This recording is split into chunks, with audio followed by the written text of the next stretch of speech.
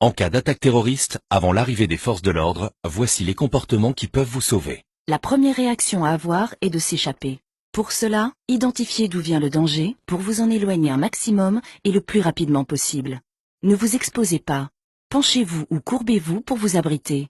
Si possible, aidez les autres personnes à s'échapper. Alertez les personnes autour de vous et dissuadez-les de pénétrer dans la zone de danger.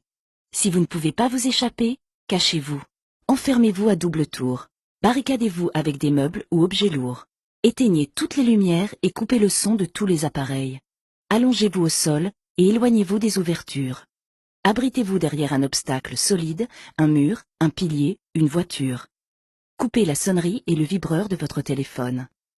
Dès que vous êtes en sécurité, alertez les forces de l'ordre en appelant le 17 ou le 112 et obéissez-leur.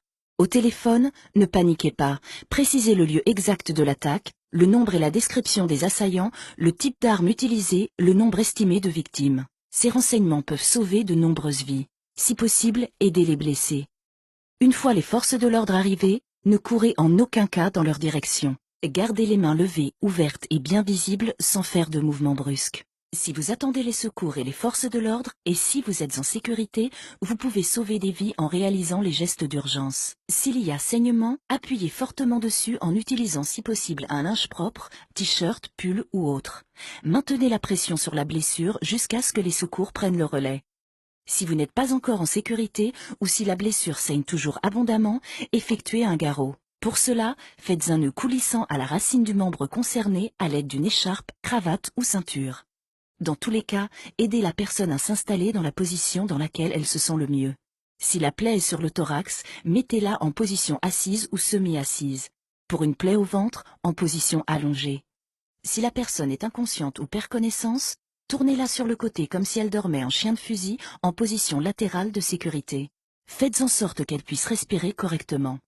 Face à la menace terroriste, restons toujours vigilants.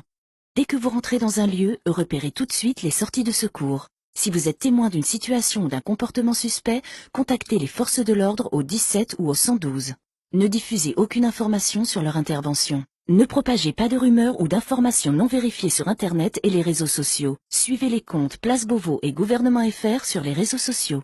Restons toujours vigilants. Pour en savoir plus, allez sur encadattaque.gouv.fr.